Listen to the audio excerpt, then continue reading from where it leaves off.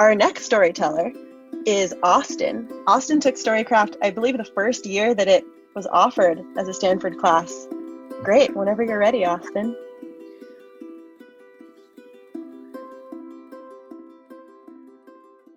In my family, my dad is known as the camp champ. Back in his hometown of Birmingham, Alabama, when he was a kid, he would go to this camp where they would play sports. And the legend of the camp champ, as he tells us, is that whenever they played sports, he won. And that was not just the major sports. In fact, we hear a lot about swimming. We hear a lot about tetherball. And in my family, the legend of the camp champ has become a joke. Sure, Dad. Sure, you're the camp champ. You won everything. But here's the thing. I've kind of always believed in the legend of the camp champ because as far back as my memory goes, my dad was the definition of an all-around athlete. He was disciplined, he was strong, he could do it all, and he made it look easy. And as an athlete myself, I looked up to that as super heroic. He really made it look easy, like he didn't even have to try all these different sports. We would go to Lake Tahoe, we'd get on the slopes, and he would glide down the slopes with an ease that even the locals would admire. I would golf clap his impeccable swing. When he rolled his mountain bike into the garage, I would give him a high five. He would be caked in mud from going up to Lake Ilstanjo on the mountain bike, and he would just smile at me. Another ride in the park. For the first 22 years of my life, the legend of the camp champ was real. Then in 2013, while I was off at college, my dad got a staph infection in his knee.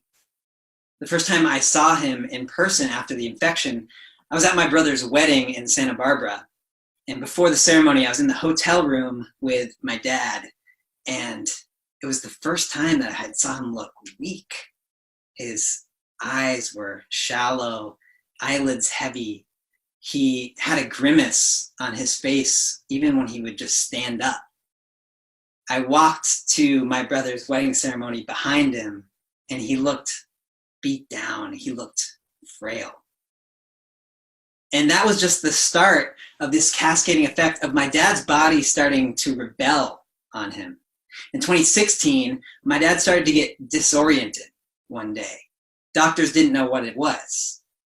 And suddenly my phone calls home to my parents became not about how my dad's bike ride up to Lake Ilsanjo was or how his golf game went. It was, did the scans show that he had cancer or a tumor? Thankfully, it was neither of those, but a rare form of meningitis pretty much took my dad out of it for months. In 2018, when I moved back in with my parents, it was the first time in a long time that I had to see this in front of my eyes. I woke up for a morning run. I came out into the kitchen, and my dad's already in there.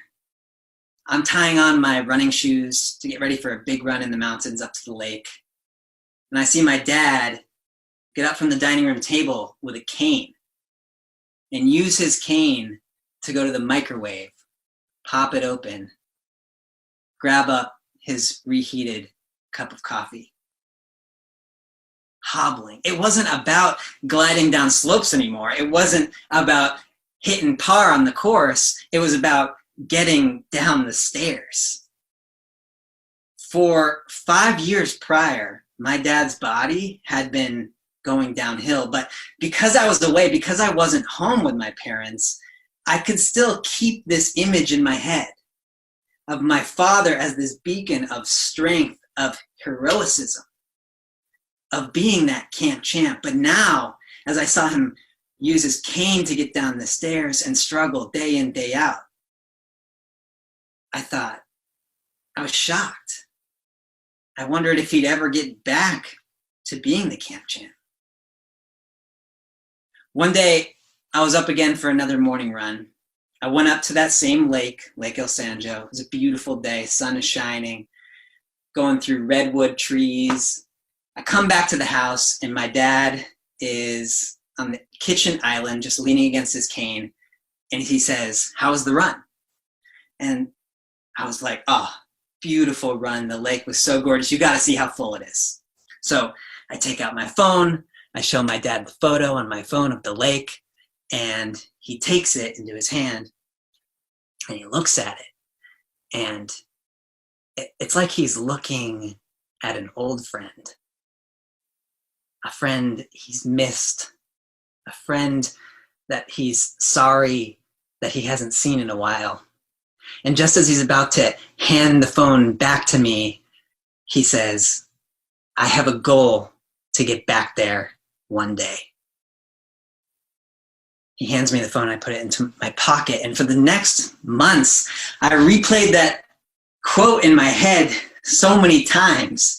I have a goal to get back there one day. And I played it in my mind, not just because it was a way that suddenly I realized how grateful I should be for my body and what it can do right now. But more than that, it showed me that even though on the surface, my dad was starting to look weak, starting to look broken down,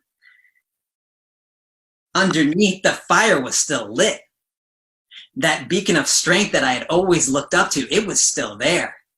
And he wasn't just going to sit back and let aging take his toll. He was going to fight back. So for the past year and a half, that is what I have witnessed. Day in, day out, the grind.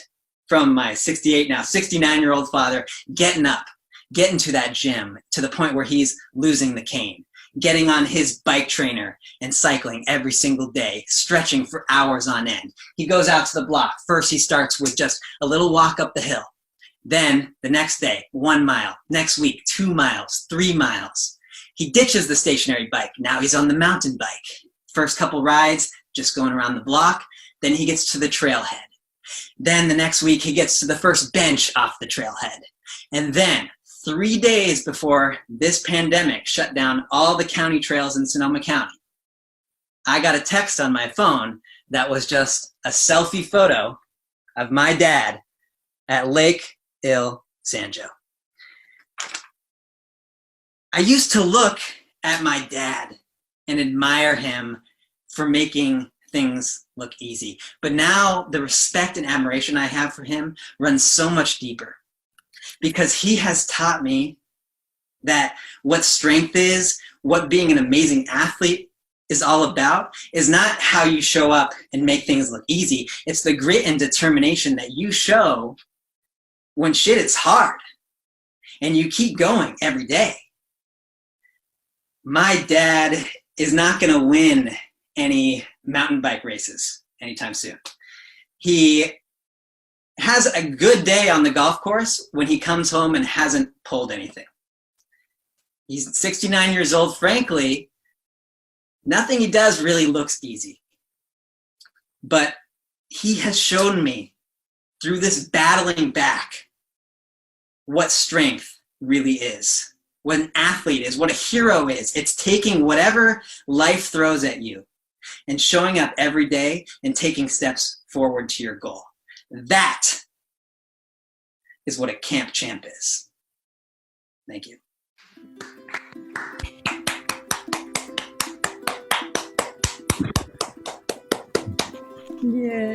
Yay. That was incredible.